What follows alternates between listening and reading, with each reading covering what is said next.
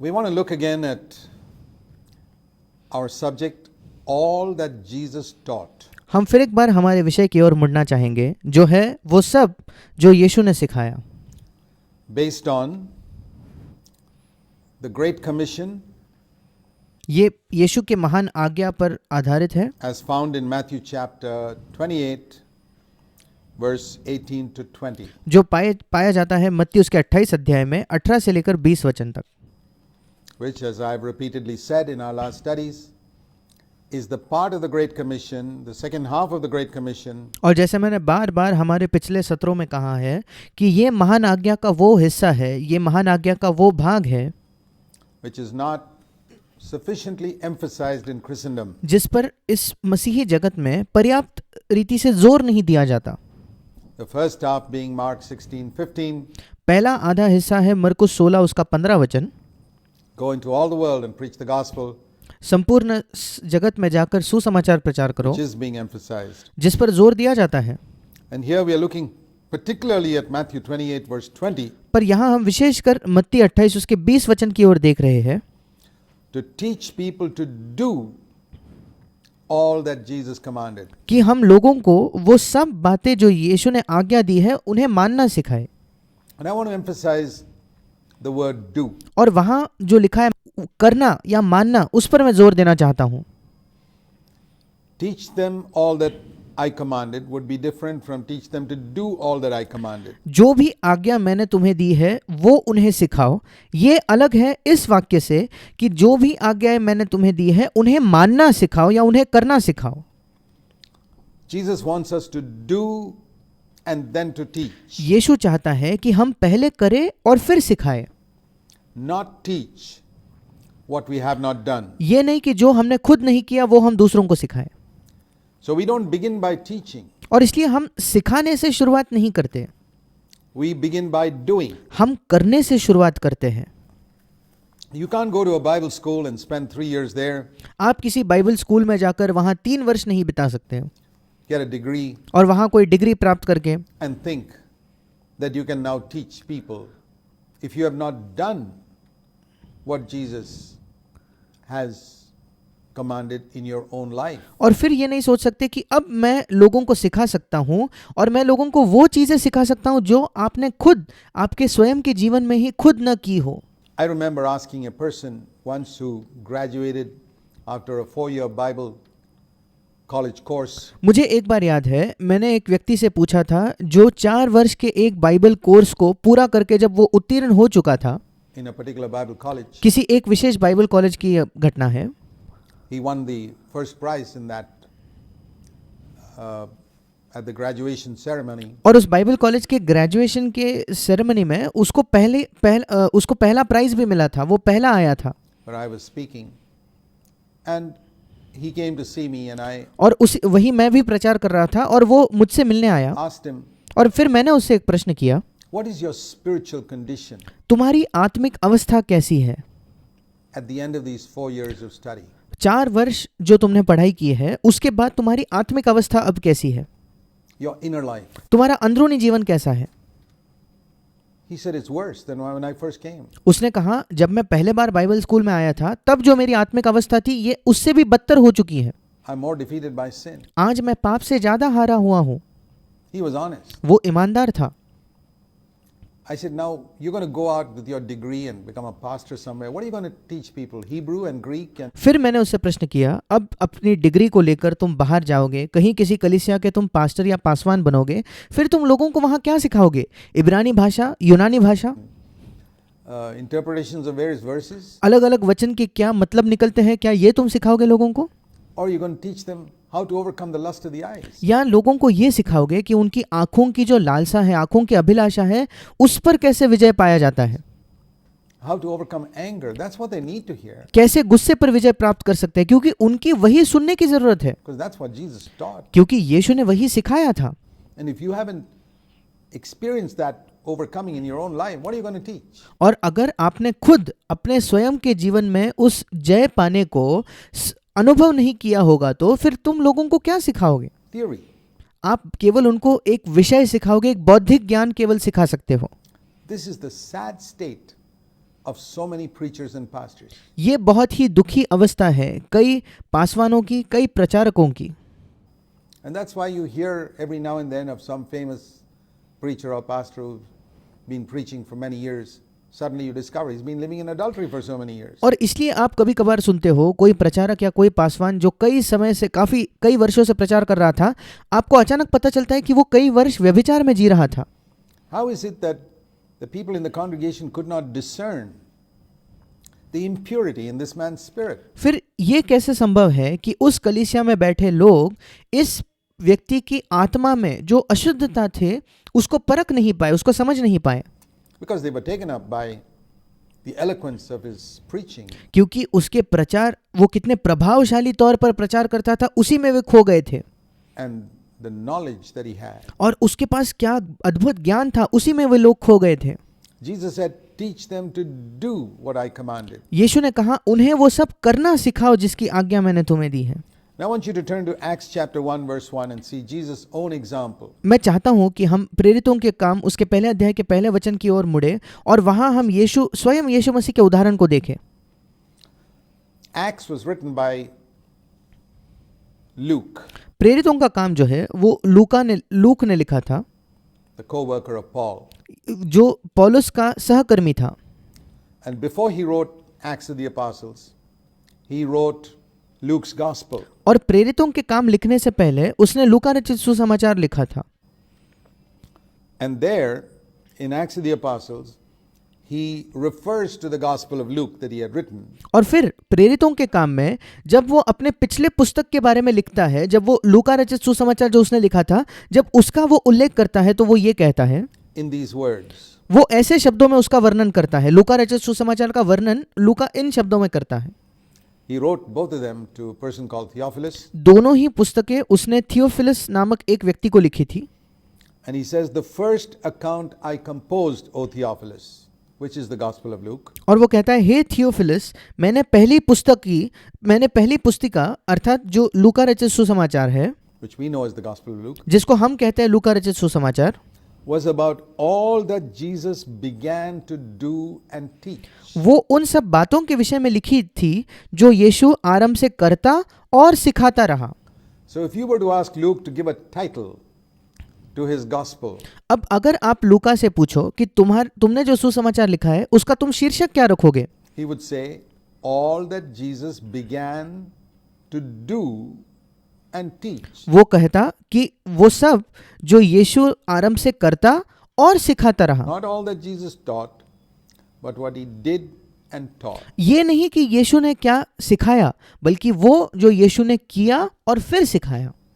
It was a principle in Jesus' life ये यीशु के जीवन का एक सिद्धांत था that he would not teach what he hadn't done. कि वो ऐसा कुछ भी नहीं सिखाता था जो उसने खुद न किया हो। It's more than that involved in this sentence, अब इस वाक्य में इससे भी और चीजें शामिल हैं, because it refers to his actions and his miracles and all that, but क्योंकि उसमें उसके जो यीशु के जो काम है, यीशु के चमत्कार है, वो सारी चीजें इसी वचन में शामिल है। principle is this: पर उसका सिद्धांत ये है, do and then teach. पहले करो फिर सिखाओ। Not teach and do, ये नहीं कि पहले सिखाओ और फिर करो, but do and teach. बल्कि पहले खुद करो फिर सिखाओ। Jesus did not practice what he preached, but जो यीशु मसीह प्रचार करता था वो खुद करता था, ऐसा नहीं था। he preached what he had already practiced. यीशु मसीह केवल वही प्रचार करता था जो वो खुद करता था Continued to practice. और जो वो करना जारी रखता था अपने जीवन में, So that's the principle. और यही सिद्धांत है। So based on that, और इस पर आधारित if you were to ask Luke to give a title to the Acts of the Apostles, फिर इस पर आधारित अगर आप लूक से प्रश्न करो कि अब प्रेरितों के काम को तुम क्या शीर्षक दोगे, based on that one verse, उस एक वचन के आधार पर what title do you think he would give? If आपको क्या लगता है कि लूका इसको क्या शीर्षक the देता? Gospel of Luke was all that Jesus began to do and teach in his physical body on earth, अगर लूका रचित सुसमाचार का शीर्षक ये है कि वो सब जो यीशु ने आरंभ से करता और सिखाता रहा अपने शारीरिक शरीर में जब वो इस पृथ्वी पर था, Acts of the Apostles would be all that Jesus continued to do and teach through his spiritual body, the church. प्रेरितों के काम का शीर्षक होता वो सब जो यीशु ने करना और सिखाना जारी रखा उसके आत्मिक शरीर के द्वारा जो उसकी कलीसिया है, And that is our ministry. और वो हमारी सेवकाई है। To continue, for Jesus to continue to do and teach. कि हम जैसे यीशु ने किया वैसे ही हम भी जारी रखें, पहले करना फिर सिखाना। What he began to do and teach when he lived on earth for 33 years. That's why the church वही जारी रखना जो यीशु ने पहले 33 वर्ष में इस पृथ्वी पर किया, उसने पहले किया फिर सिखाया, वही हम जारी रखें। is called the body of Jesus Christ. और इसीलिए कलीसिया को यीशु मसीह का शरीर कहा गया, यीशु मसीह की देह कहा गया है। That's why to understand all that Jesus taught is important because we got to do it. इसीलिए जो कुछ यीशु ने सिखाया वो समझना जरूरी है, क्योंकि हमें भी वो करना है And then we got to teach it. और फिर हमें वो सिखाना भी है। There's a very interesting incident in Acts of the Apostles, chapter 10, एक बहुत ही दिलचस्प घटना हम पढ़ते हैं प्रेरितों के काम उसके 10वें अध्याय में, where we read that there was a very God-fearing military man who और वहां हम पढ़ते हैं कि बहुत ही परमेश्वर का भय रखने वाला एक सेना का व्यक्ति था। was a heathen, वो अन्य जाति था, not a Christian. वो कोई मसीह नहीं था, He was not even a Jew. वो तो यहूदी भी नहीं था, He was a Roman soldier called Cornelius. वो एक रोमी सैनिक था जिसका नाम था Cornelius. He was a centurion, means he was a certain high-ranking officer वो सूबेदार था, अर्थात सेना में उसका एक ऊंचा स्थान था, in the Roman army, रोमी सेना में, and he was a God-fearing man, और वो परमेश्वर का भय रखने वाला एक व्यक्ति था। a man who feared God, it says, यहाँ लिखा है कि एक ऐसा व्यक्ति जो परमेश्वर का भय रखता था, a devout man, a man who gave many alms to the people, he helped poor people, वहाँ लिखा है कि वो भक्त था, वो गरीबों को दान देता था, and he prayed to God continually. और वो निरंतर परमेश्वर से प्रार्थना करता था। Now the question comes, does God listen to the prayers of people who are not Christians? अब प्रश्न आता है, क्या परमेश्वर उन लोगों की प्रार्थना सुनता है जो मसीही नहीं है? Does God look at the money that non-Christians give to poor people? क्या परमेश्वर उस पैसे को देखता है जो गैर मसीही लोग गरीबों को देते हैं? Well, have a look here. फिर इस वचन को देखें। The angel came and said to him, an angel, God sent an angel to Cornelius. फिर एक स्वर्गदूत आकर कुर्नेलियुस से कहता है, एक स्वर्गदूत, परमेश्वर ने एक स्वर्गदूत को कुर्नेलियुस के पास भेजा। And he said to him in verse 4, your prayers have ascended as a memorial before God. प्रेरितों के काम 10वें अध्याय के 4थे वचन में वो स्वर्गदूत कहता है, तेरी प्रार्थनाएं स्मरण के लिए परमेश्वर के सामने पहुंची है, And the money you have given to the poor, और तेरा दान अर्थात जो पैसा तूने गरीबों को दिया है वो भी परमेश्वर के सामने पहुंचा है। the alms have also ascended as a memorial before God. वो जो दान है वो स्मरण के लिए परमेश्वर के सामने पहुंचे हैं। Isn't that interesting? क्या ये दिलचस्प नहीं है?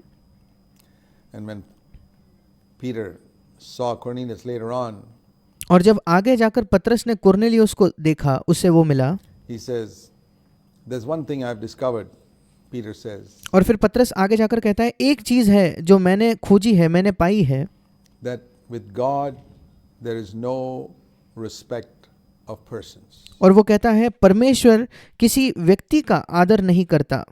He later on says in the same chapter. वो आगे जाकर उसी अध्याय में कहता है।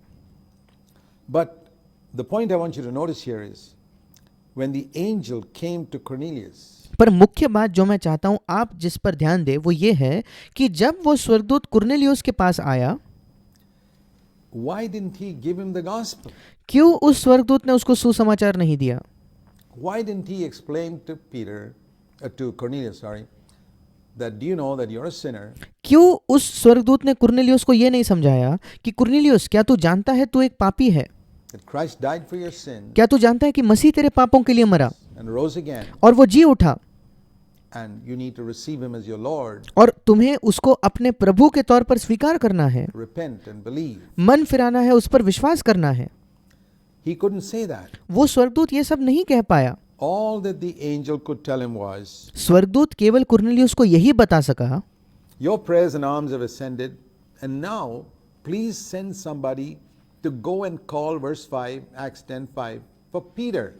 स्वर्गदूत ने कहा तेरे प्रार्थना और तेरे दान स्मरण के लिए परमेश्वर के सामने पहुंचे। फिर 10 प्रेरितों के काम 10वें अध्याय के 5वें वचन में वो कहता है, अब याफा में मनुष्य भेजकर शमौन को, जो पतरस कहलाता है, उसे बुलवा।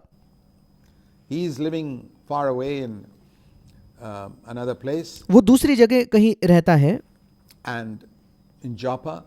याफा में। Send somebody. It may take a few days for Peter to come here, but you got to wait. किसी व्यक्ति को भेजकर उसे बुला। शायद पतरस को यहाँ आने में कुछ दिन लग जाए, थोड़ा समय लग जाए, कोई फर्क नहीं पड़ता, तुझे रुकना पड़ेगा। And the angel then departed. और फिर स्वर्गदूत वहां से चला गया। Now, don't you think the angel could have told him exactly what Peter would tell? अब क्या आपको नहीं लगता कि वो स्वर्गदूत कुरनेलियुस को वो सब बता सकता था जो पतरस खुद बताने वाला था? Cornelius? The angel knew the gospel very clearly. वो स्वर्गदूत बिल्कुल अच्छे से साफ साफ तरीके से सुसमाचार जानता था। Why didn't Almighty God allow the angel to preach the gospel? फिर क्यों सर्वशक्तिमान परमेश्वर ने उस स्वर्गदूत को ये अनुमति नहीं दी कि वो सुसमाचार का प्रचार करे? To Cornelius is a very important question. क्यों उसे कुरनेलियुस को सुसमाचार नहीं देने दिया? ये एक बहुत ही महत्वपूर्ण प्रश्न है। Why did Cornelius have to wait for so many days क्यों कुरनेलियुस को कई दिनों तक इंतजार करना पड़ा to hear the gospel सुसमाचार सुनने के लिए? till Peter came? पतरस जब तक नहीं आ गया। Because the angel had not experienced the gospel. क्योंकि उस स्वर्गदूत ने खुद उस सुसमाचार का अनुभव नहीं किया था। He could not say like Peter, I was a sinner. वो पतरस के समान वो स्वर्गदूत ये नहीं कह सकता था कि मैं एक पापी था, But Jesus died for me, पर यीशु मेरे पापों के लिए मरा and his blood cleansed my sin, और उसके लहू ने मेरे पापों को शुद्ध किया है and I am forgiven.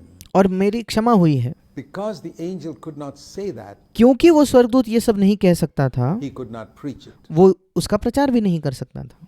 He could not preach a truth that he knew. वो एक ऐसे सत्य का प्रचार नहीं कर सकता था जो सत्य वो जानता था। He could probably preach better than Peter. शायद वो पतरस से बेहतर प्रचार कर सकता था, It doesn't matter. कोई फर्क नहीं पड़ता। He is not allowed to preach it उसको अनुमति नहीं थी उसका प्रचार करने की, because he hadn't experienced it, teaching us one fundamental principle क्योंकि उसने स्वयं उस सत्य का अनुभव नहीं किया था। और ये हमें एक मूलभूत सिद्धांत को सिखाता है that we are not permitted by God to preach what we have not experienced. कि परमेश्वर हमें अनुमति नहीं देता कि हम ऐसा कुछ प्रचार करें जिसका अनुभव हमने खुद स्वयं न किया हो। There's a word for people who do that. जो लोग ऐसा करते हैं उनके लिए एक शब्द का इस्तेमाल किया गया है। Those who preach what they have not practiced or experienced. जो लोग ऐसा प्रचार करते हैं जो ना उन्होंने खुद किया है ना जिसका उन्होंने अनुभव किया है। And the word in the New Testament is hypocrite. और नए नियम में ऐसे लोगों के लिए जिस शब्द का इस्तेमाल किया गया है वो है कपटी या पाखंडी। And there are many hypocritical preachers. और आज कई ऐसे कपटी प्रचारक हैं। So when Jesus said in his great commission, teach them to do all that I've commanded you, और इसलिए जब यीशु मसीह ने महान आज्ञा में ये कहा कि उन्हें वो सब करना सिखाओ जिसकी आज्ञा मैंने तुम्हें दी है, he was telling us to be free from hypocrisy. वो हमें बता रहा था कि हम पाखंड से स्वतंत्र जीवन जिए। He was telling us never to speak about that वो हमसे कह रहा था कि हम कभी उसके बारे में प्रचार ना करें which we haven't done. जो हमने खुद न किया हो। For example, उदाहरण के तौर पर, if you have not gone to North India as a missionary, you अगर can't ask other people to go there as missionaries, can you? अगर आप खुद उत्तर भारत में एक मिशनरी के तौर पर नहीं गए हो तो आप दूसरे लोगों को नहीं बता सकते कि आप वहां मिशनरी के तौर पर जाओ। क्या आप उनको ऐसा बता सकते हो? Well, you can teach it, आप वो सिखा तो सकते हो but you haven't done it. पर आपने खुद नहीं किया है। It's very necessary, very important. ये बहुत महत्वपूर्ण है, बहुत आवश्यक है। But who's got the right to teach it? The पर किसके पास वो हक है, वो अधिकार है ये प्रचार करने one who's का? done it. वही व्यक्ति जिसने खुद वो किया हो। That's just one example. ये केवल एक उदाहरण है। And applies in many, many other areas of life. We यही हमारे जीवन के कई अलग अलग क्षेत्रों में लागू होता है। must be willing to humble ourselves and recognize ये जरूरी है कि हम अपने आप को नम्र करें और इस बात को पहचान लें that God has got many people in the body of Christ कि परमेश्वर के पास मसीह की देह में कई लोग हैं to preach various things, and कि वो अलग अलग चीजों का प्रचार करें। I may not be called to preach everything. और शायद मेरी ये बुलाहट नहीं है कि मैं सारी चीजों का प्रचार कर सकूं। I can only preach what I have done. मैं वही प्रचार कर सकता हूं जो मैंने खुद स्वयं किया है। I cannot teach people to overcome anger. मैं लोगों को गुस्से पर विजय प्राप्त कैसे करें ये नहीं सिखा सकता, Give up anger if I'm still getting angry with myself, with my wife or co-workers or whatever it is. या मैं लोगों को गुस्सा छोड़ देना नहीं सिखा सकता जब तक मैं खुद गुस्सा होना मैंने छोड़ नहीं दिया। अगर आज भी मैं अपने पत्नी से गुस्सा होता हूँ, मेरे सहकर्मियों से या किसी से भी गुस्सा होता हूँ, तो मैं लोगों को नहीं सिखा सकता कि तुम गुस्से पर विजय पाओ। I cannot ask people to overcome dirty thoughts, sexual thoughts, if I'm still defeated by it myself. मैं लोगों को यौन संबंध के विषय में जो गंदे विचार है उसके विषय में विजय पाने के बारे में लोगों को नहीं सिखा सकता अगर मैं खुद उन गंदे विचारों से हारा हुआ हूं तो। I can say, hey fellas, I'm defeated, but let's you and I struggle together. मैं लोगों को ये कह सकता हूं कि हाँ मैं भी इन विचारों से हारा हुआ हूं, आइए हम सब मिलकर एक साथ संघर्ष करें इस पर जय पाने का। That's fine. वो ठीक है, But I must be honest. पर फिर मुझे ईमानदार होकर ये बताना होगा। So teach them to do. Now let's turn back to Matthew chapter 4. और इसलिए उन्हें वो सब करना सिखाओ जिसकी आज्ञा मैंने तुम्हें दी है। आइए हम फिर एक बार निकालेंगे मत्ती रचित सुसमाचार उसका 4था अध्याय। We were looking at the first thing that Jesus commanded there was to learn to receive God's word. हम वहाँ पिछले सत्र में देख रहे थे कि पहली चीज जो यीशु ने आज्ञा दी वो ये है कि हम परमेश्वर के वचन को स्वीकार करना सीखें। One of the first things we need to learn as newborn babes. हम जो नए जन्मे बच्चे हैं, जो पहली चीज आवश्यक है जो हमें सीखना है, Man shall not live by bread alone. मनुष्य केवल रोटी ही से नहीं जिएगा। Matthew 4:4. मत्ती 4:4 में ये लिखा है, By every word that proceeds from the mouth of God. बल्कि वो हर एक वचन से जीवित रहेगा जो परमेश्वर के मुख से निकलता In है। 1 Peter and chapter 2, we read that in verse 2 that like newborn babes, we must desire the pure milk of the word of God. पहले पत्रस दूसरे अध्याय के दूसरे वचन में हम पढ़ते हैं, नए जन्मे हुए बच्चों के समान निर्मल आत्मिक दूध की लालसा करो, अर्थात परमेश्वर के वचन की दूध की हमें लालसा करनी है। As newborn babes desire the pure milk of the word of God. नए जन्मे हुए बच्चों के समान परमेश्वर के वचन के निर्मल आत्मिक दूध की हमें लालसा करनी है। इंग्लिश में लिखा है कि परमेश्वर के वचन का वो निर्मल आत्मिक दूध है। It's just like any newborn baby, if it's normal and healthy, बिल्कुल किसी भी नवजात शिशु के समान अगर वो स्वस्थ है, अगर वो बिल्कुल स्वस्थ बच्चा हुआ, बालक हुआ, तो as soon as it's born, it cries out. जैसे ही उसका जन्म होता है वो रोता है। And throughout from the very first day onwards, for a number of days and weeks and months, it keeps on crying out. And what's it crying out for?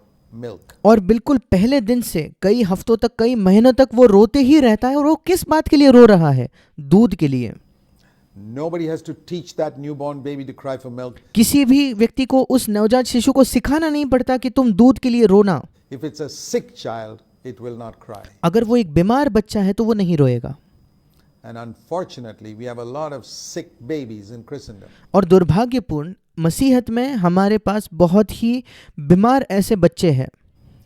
If you have had a healthy new birth, अगर आपका स्वस्थ नया जन्म हुआ है तो, proper new birth, and एक सही वाला नया जन्म आपका हुआ है तो, you're born as a healthy, spiritually healthy child of God, और परमेश्वर के एक स्वस्थ आत्मिक बच्चे के समान अगर आपका जन्म हुआ है I तो, want to tell you that nobody will have to teach you to cry out for the milk of the word of God. मैं आपको बताना चाहता हूं कि किसी को भी आपको सिखाना नहीं पड़ेगा कि परमेश्वर के वचन के लिए आप रोए या पुकारे। I remember in my own life मुझे याद है मेरे अपने जीवन में when I was born again 52 years ago, जब 52 वर्षों पहले मेरा जन्म हुआ, I found within me a tremendous cry for the milk of the word of God. मैंने अपने अंदर पाया कि परमेश्वर के वचन के दूध के लिए मेरे अंदर एक तीव्र लालसा, एक तीव्र पुकार थी।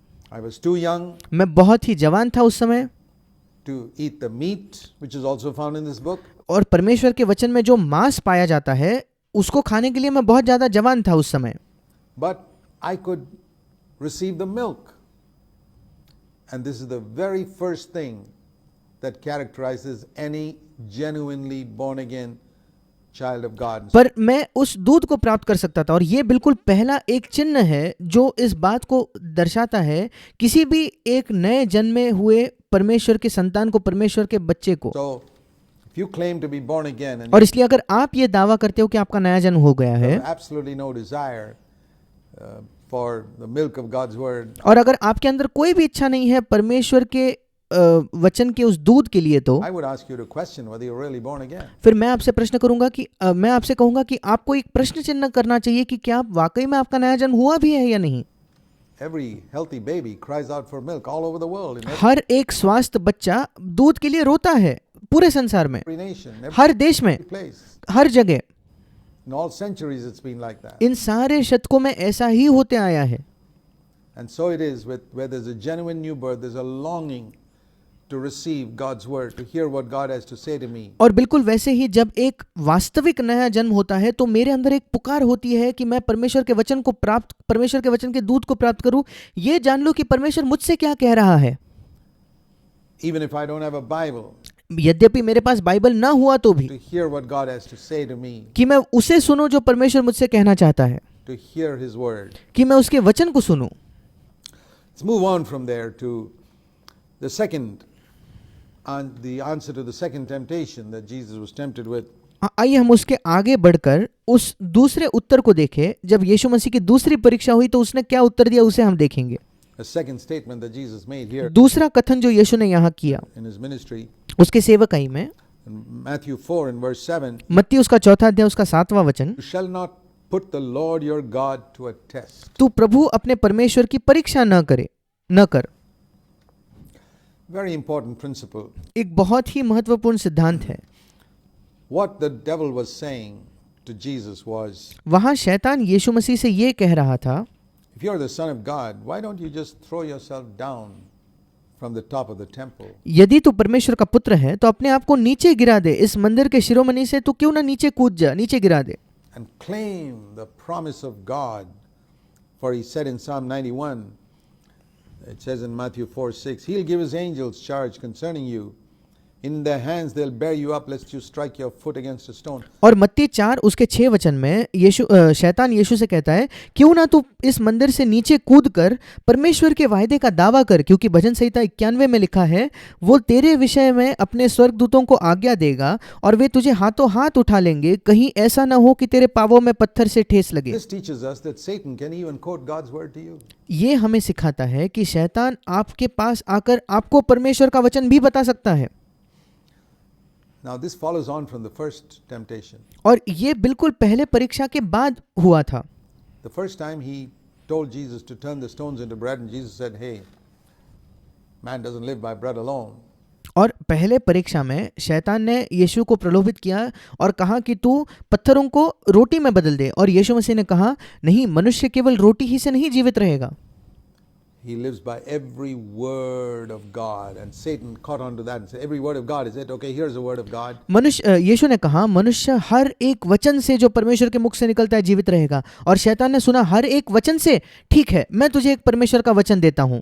He will give his angels charge over you, and you will not, your foot will not strike against a stone. So why not jump off from the temple? और फिर तुरंत शैतान ने कहा, अच्छा, परमेश्वर का एक वचन ये भी है कि वो तेरे विषय में अपने स्वर्गदूतों को आज्ञा देगा, कहीं ऐसा ना हो कि तेरे पांवों में पत्थर से ठेस लगे, और वो परमेश्वर के वचन को बताने लगा। So when the devil sees that you have learned to respect God's word, the और जब शैतान इस बात को देखता है कि आप सीख गए हो परमेश्वर के वचन का आदर करना, next thing he will try to do फिर दूसरी चीज जो शैतान करने की कोशिश करेगा वो ये है is to try and twist God's word कि वो परमेश्वर के वचन को तोड़ने मरोड़ने की कोशिश करेगा, बदलने की कोशिश करेगा, to make it mean something it didn't mean at all. कि उसका कोई अलग ही अर्थ निकले जो कि उसका वास्तविकता में अर्थ था ही नहीं, Or to misquote God's word. या वो परमेश्वर के वचन का गलत उदाहरण देके इस्तेमाल करे, Or to take God's word out of context. या परमेश्वर के वचन को संदर्भ से अलग लेकर संदर्भ के बाहर उसको पेश करे। And I can think of numerous Christians I met in my life और मैं कई मसीहों के बारे में सोच सकता हूँ जिनको मैं अपने जीवन काल में मिला हूँ, who have quoted a scripture from here or there जिन्होंने यहाँ वहां से उठाकर किसी वचन का इस्तेमाल किया है, completely out of context. उसके पूरे संदर्भ से निकालकर उसको अलग ही तरीके से उसका इस्तेमाल किया है, And to satisfy their own desire to fulfill what they want to do, उनकी अपनी स्वयं की इच्छा पूरी करने के लिए, जो वो खुद करना चाहते हैं उसको पूरा करने के लिए वो उस वचन का इस्तेमाल करते हैं। it's very easy to go to scripture and find a verse to do what you want to do. बहुत आसान है कि आप बाइबल में जाकर खुद जो करना चाहो उसको करने के लिए एक वचन खोज निकालो. There's so many people who go to scripture and find a verse to do exactly what they want to do. कई लोग हैं जो बाइबल में जाकर बिल्कुल ऐसा वचन ढूंढ कर निकालते हैं ये दिखाने के लिए कि वो जो करना चाहते हैं उसी के पक्ष में वो एक वचन ढूंढते हैं. So remember this when we realize the importance of receiving God's word. and you- और कृपया इसे याद रखें कि जब हम बात करते हैं परमेश्वर के वचन को ग्रहण करना, परमेश्वर के वचन को प्राप्त करने का क्या ही महत्व है, read scripture regularly, remember also और आप नियमित तौर पर बाइबल को पढ़ते भी हो तो हमें ये भी याद रखना है like from this temptation that Satan can come and misquote a scripture to you. इसी परीक्षा से हमें याद रखना है कि शैतान भी आपके पास आकर परमेश्वर के वचन का गलत इस्तेमाल करके आपको बता सकता है. That's why it's important for us to study a scripture in its context इसलिए ये बहुत महत्वपूर्ण है कि हम किसी भी वचन को उसके संदर्भ में उसका अध्ययन करें. and why it's important to study the whole of scripture और इसलिए क्यों महत्वपूर्ण है हमारे लिए कि हम पूरे बाइबल का अभ्यास करें, by every word of God, Jesus said, not just by one scripture. We क्योंकि can't यीशु ने कहा था कि मनुष्य हर एक वचन से जीवित रहेगा, ये नहीं कि वो एक किसी वचन से जीवित रहेगा. live by one scripture. हम परमेश्वर के एक वचन से जीवित नहीं रहेंगे. Man shall live by every word of God, and that's why it's important to know the whole of scripture. मनुष्य परमेश्वर के हर एक वचन से जीवित रहेगा, इसलिए महत्वपूर्ण है कि हम संपूर्ण बाइबल को जानें. That's why it's important to study it. इसीलिए महत्वपूर्ण है कि हम बाइबल का अध्ययन करें. And if you are young, और अगर आप जवान हो तो it's good to go and seek counsel from godly older men who know the word ये अच्छा है कि आप जाकर जो वृद्ध ईश्वरीय मनुष्य है उनसे सलाह करो, परमेश्वर के वचन के बारे में सलाह लो whenever you're thinking of understanding what scripture says on a particular subject. जब कभी आप सोच रहे हो कि बाइबल इस विषय के बारे में क्या कहती है तो आप किसी जाकर ईश्वरीय व्यक्ति की सलाह लो. It's very easy. I've come across people who have deceived themselves. I mean, क्योंकि ये बहुत आसान है अपने आप को धोखा देना. मैंने ऐसे कई लोगों को मैंने देखा है जो अपने आप को धोखा देते let हैं. me use a humorous illustration मैं एक मजाकिया उदाहरण का इस्तेमाल करना चाहता हूँ to highlight this point. इस बात को दिखाने के लिए, इस बात के महत्व को समझाने के लिए. Consider a young man सोच कर देखिए, एक जवान लड़का है who's very much in love with a girl called Grace. और उसको बहुत एक लड़की से प्रेम हो गया है जिसका नाम ग्रेस है या हिंदी में अनुग्रह, And he wants to find the will of God. और वो परमेश्वर की इच्छा जानने की कोशिश कर रहा है, Or at least he thinks he does. और उसको लगता है कि वो परमेश्वर की इच्छा जानना चाहता है. But he's already very much in love with this girl and he wants to marry her and he पर पहले से ही वो इस लड़की से बहुत ज्यादा प्रेम करता है और वो चाहता है कि उस लड़की से उसका विवाह हो जाए, just wants God's approval. और वो केवल परमेश्वर की स्वीकृति चाहता है उस चीज पर. So one day he reads in 2 Corinthians 12 verse 9, और एक दिन दूसरा कुरिन्थ 12 अध्याय उसके 9वें वचन में वो लड़का इस बात को पढ़ता है, my grace is sufficient for you. मेरा अनुग्रह तेरे लिए बहुत है. And he's convinced. और वो बिल्कुल निश्चित हो जाता है, God has spoken to me. परमेश्वर ने मुझसे बात की है, Grace is the girl for me. अनुग्रह मेरे लिए काफी है, बहुत है, मतलब अनुग्रह नाम की लड़की ही वो मेरे लिए है. He's just satisfying his own desire. वो केवल अपनी ही इच्छा को पूरा कर रहा है वहां. Now take another example. एक और उदाहरण लेके देखें. Here's a young man whose parents have suggested some girl called Grace. यहाँ एक दूसरा लड़का है जिसके माता पिता ने उसके लिए एक प्रस्ताव लाया है, एक लड़की का जिसका भी नाम ग्रेस या अनुग्रह है, Him whom he doesn't like at all. और उस लड़के को वो जो लड़की है जिसका नाम अनुग्रह है वो बिल्कुल पसंद नहीं आती, And he has no interest, he's not attracted to her. और वो उसको उस लड़की से कोई आकर्षण नहीं लगता. And he tells his parents, I got to find God's will. और फिर वो अपने माता पिता से कहता है, नहीं, मुझे इस लड़की के बारे में पहले परमेश्वर की इच्छा जान लेनी है. And so he reads the same verse, 2 और वो लड़का भी उसी वचन को पढ़ता है, Corinthians 12 verse 9. दूसरा कुरिन्थ 12 अध्याय उसका 9वां वचन. And he says, my grace is sufficient for you. और वो पढ़ता है कि मेरा अनुग्रह तेरे लिए बहुत है. And he goes to his parents and says, God has spoken to me और वो अपने माता पिता के पास जाकर कहता है कि परमेश्वर ने मुझसे बात की है, that his grace is sufficient for me. I don't want this girl called Grace. और वो कहता है कि परमेश्वर ने मुझसे कहा है कि उसका अनुग्रह मेरे लिए बहुत है, इसलिए ये अनुग्रह नाम की लड़की मुझे नहीं चाहिए, God's grace is enough for me. क्योंकि परमेश्वर ने जो अनुग्रह मुझे दिया है वही मेरे लिए पर्याप्त है. You see how from the same verse these two young men get two different answers to satisfy their own lust. क्या आप देखते हो एक ही वचन से ये दो अलग अलग जवान लड़के एक ऐसा वचन प्राप्त करते हैं अपनी लालसा को पूरा करने के लिए। What they want to do, वो जो खुद करना चाहते हैं उसे पूरा करने के लिए वो एक वचन प्राप्त करते हैं, they try to put into God's word. और जो उन्हें खुद करना है उसी को वो परमेश्वर के वचन के अंदर बिठाने की कोशिश करते हैं। That's one example of how God can, or how the devil can take a scripture and quote that to you. ये एक उदाहरण है कैसे शैतान किसी वचन का इस्तेमाल करके आपके सामने ला सकता है। I mean, if he tried it with Jesus, अगर शैतान ने यही कोशिश यीशु मसीह के साथ की तो don't you think he'll try it with you? क्या आपको नहीं लगता शैतान यही बात आपके साथ भी कर सकता है? So what was Jesus' reply to that? All that Jesus taught. फिर यीशु मसीह ने इसको क्या उत्तर दिया? वो सब जो यीशु ने सिखाया, What did he reply यीशु ने क्या उत्तर दिया? to the devil? It's very शैतान को क्या उत्तर दिया यीशु ने? interesting to see that in Matthew 4 and verse 7. बहुत ही दिलचस्प है इस बात को देखना। मत्ती रचित सुसमाचार उसका 4 अध्याय उसका 7वां वचन। When the devil said in Matthew 4 verse 6, it is written. जब शैतान ने मत्ती 4 अध्याय के 6 वचन में कहा क्योंकि लिखा है, Jesus said, verse 7, again it is written. यीशु मसीह ने उससे कहा 7वें वचन में ये भी लिखा है।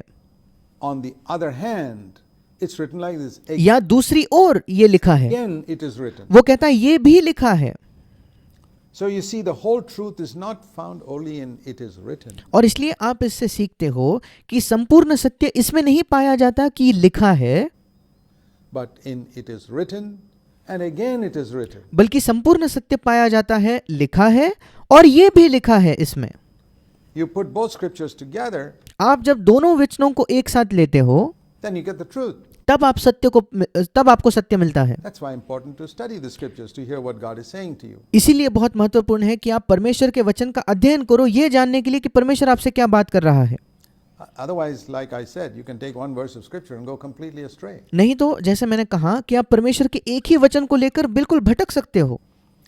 So Jesus said to him, it is also written, और यीशु ने शैतान से कहा कि ये भी लिखा है, you shall not tempt the Lord your God. You shall not put the Lord your God to a test. You shall not try तू अपने परमेश्वर की परीक्षा ना करना, उसको परखना नहीं। and claim a promise to try and test God. तुम्हें किसी वायदे पर इसलिए दावा नहीं करना है कि क्योंकि तुम परमेश्वर की परीक्षा लेना चाहते हो, उसको जांच कर देखना चाहते Now, हो। how does this apply in practical terms? अब व्यवहारिक तौर पर यह वचन कैसे लागू होता है? We're trying to understand all that Jesus taught. हम ये समझने की कोशिश कर रहे हैं वो सब जो यीशु ने सिखाया। Here the temptation to Jesus was, यहाँ यीशु मसीह के सामने प्रलोभन ये था, jump off the roof of the temple उस मंदिर के शिरोमणि से तू नीचे कूद जा and claim that promise in Psalm 91 and descend to the courtyard of the temple unhurt. और भजन 91 में जो वो वायदा है उस पर दावा करके मंदिर की चोटी से नीचे कूदकर मंदिर के आंगनों में बिना किसी चोट के जब वो कूद जाता था और उसे कोई चोट नहीं लगती थी तब, And people will see, oh, what a great man of God. और फिर लोग उसको देखकर कहेंगे वाह क्या ही अद्भुत परमेश्वर का ये मनुष्य है, Look at his faith, उसके विश्वास को देखो, how he claimed that promise and was not hurt. कैसे उसने उस वचन पर दावा किया और उसको कोई चोट नहीं पहुंची, कैसा महान परमेश्वर का व्यक्ति है ये। And Jesus said, I will not tempt God like that. और यीशु ने कहा कि मैं इस प्रकार से परमेश्वर की परीक्षा नहीं लूंगा। I mean, when God is provided, when there are stairs provided from the roof of the temple to go down, there's no need to jump off. इसका मतलब जब मंदिर के छत से नीचे आने के लिए सीढ़ियों का प्रयोजन किया गया है तो कोई जरूरत नहीं है कि मैं मंदिर के ऊपर से नीचे कूदूं। You go use the stairs. आप जाकर उस सीढ़ियों का इस्तेमाल कर सकते हो। The meaning is we can use means that God has provided. मतलब ये है कि जो जरिया या जो मार्ग परमेश्वर ने उपलब्ध कराया है हम उसका इस्तेमाल कर सकते हैं।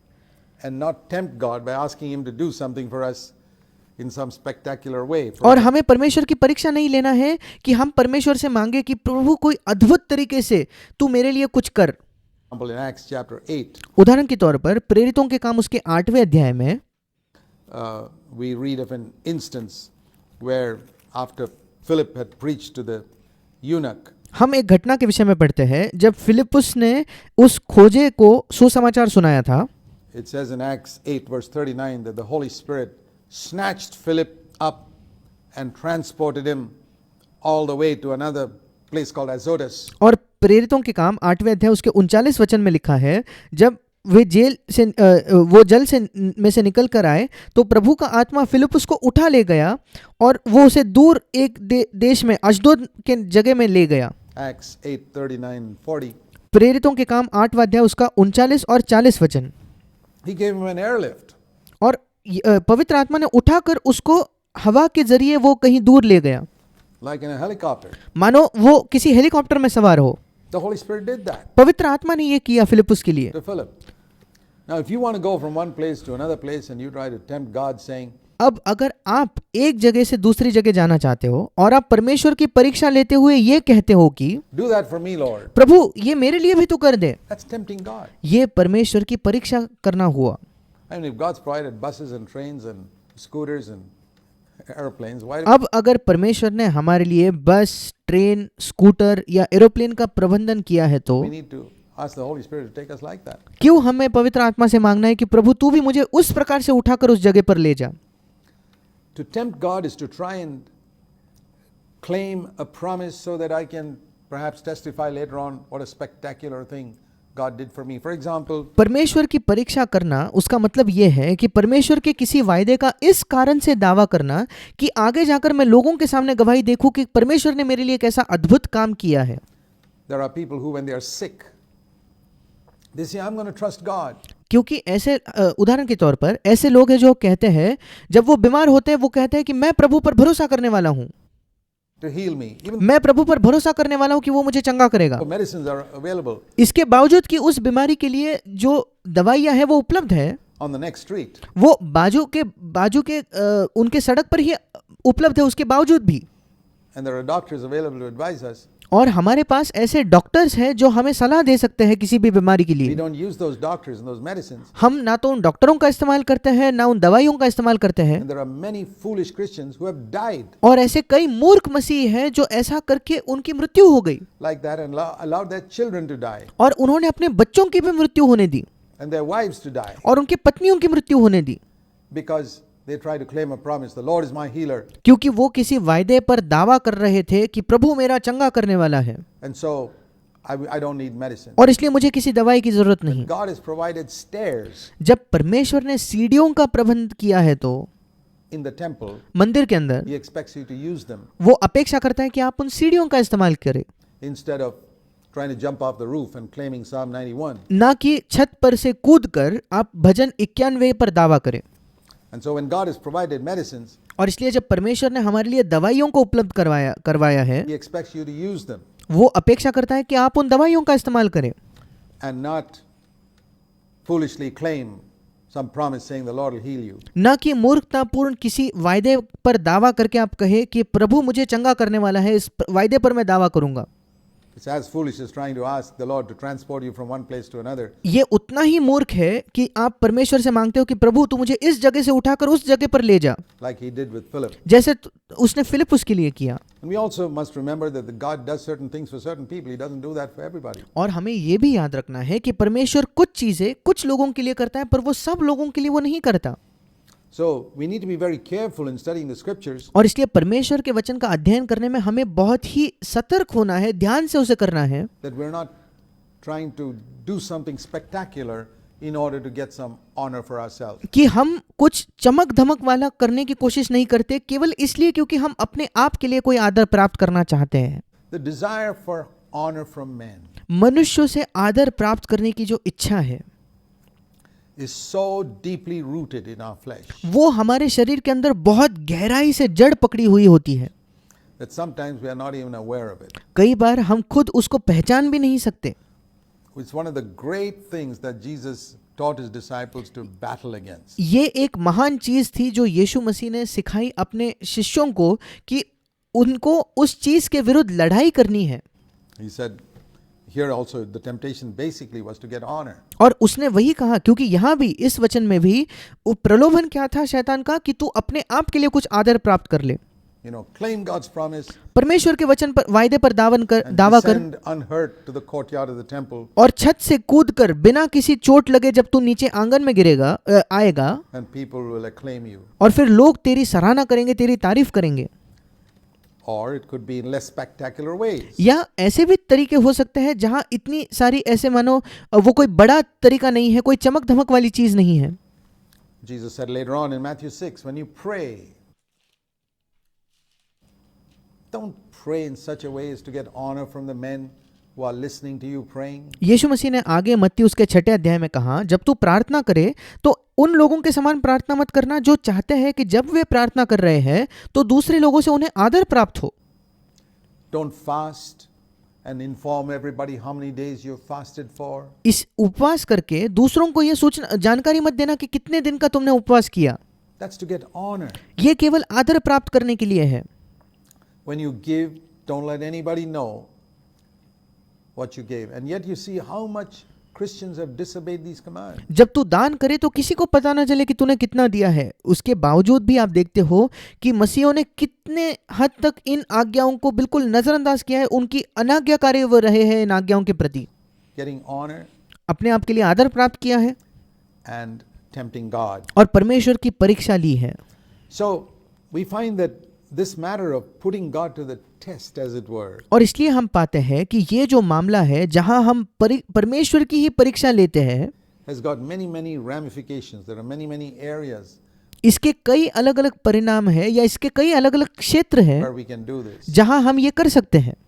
So we need to be balanced in our understanding of these scriptures. और इसलिए परमेश्वर के वचन के समझ में हमें बिल्कुल संतुलित होना है। This verse with that verse. ये वचन उस वचन के साथ, It is written and it is also written. ये लिखा है, ये भी लिखा है।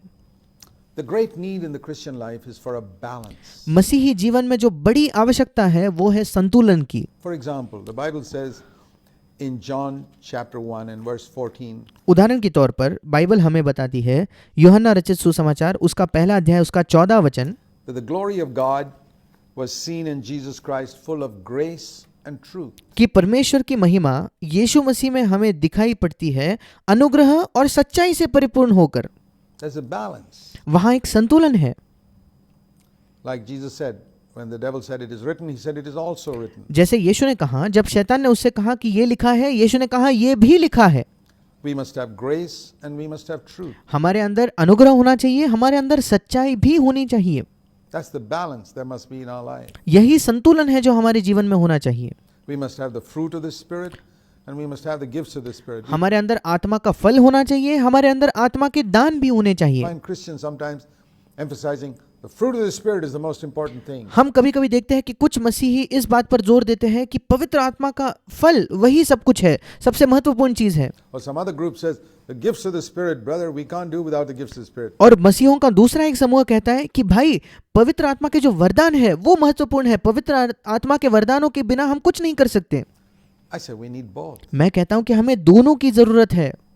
And the answer always is to look at Jesus और हमेशा हर परिस्थिति में उत्तर ये है कि हम यीशु को देखें and see what he had. और हम ये देखें कि यीशु के पास क्या था। What did Jesus have? यीशु के पास क्या था? Did he have the fruit of the Spirit क्या उसके पास आत्मा का फल था or the gifts of the Spirit? या पवित्र आत्मा के वरदान थे? You know the answer. आप उत्तर जानते हो। He had both. उसके पास दोनों थे। Did he have grace or truth? क्या यीशु के पास अनुग्रह था या यीशु के पास सच्चाई थी? He had both. उसके पास दोनों थे। Many people say we must stand for the truth. कई लोग कहते हैं कि हमें सत्य के लिए खड़ा होना है। Right.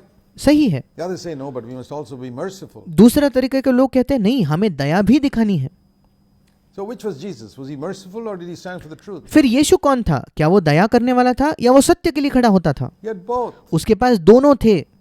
You see a classic example of that in the case of the woman caught in adultery. इसका एक उत्कृष्ट उदाहरण हम यीशु के जीवन में देखते हैं जब उस स्त्री को व्यभिचार करते हुए पकड़ा गया था और उसको यीशु के पास लाया। Pharisees wanted to stone her to death.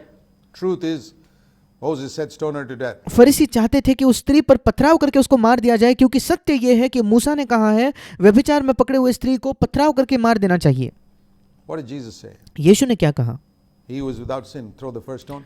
यीशु ने कहा तुम में से जो निष्पाप हो वो पहला पत्थर मारे। Then He didn't tell the woman, oh, well, your sin's not serious. और उसके आगे यीशु ने उस स्त्री से ये नहीं कहा, ठीक है तेरा पाप ज्यादा गंभीर नहीं है, ऐसा यीशु ने नहीं कहा। He said, go and sin no more. यीशु ने कहा जाओ और फिर पाप न करना, I don't condemn you, मैं तुझ पर दंड की आज्ञा नहीं देता। woman.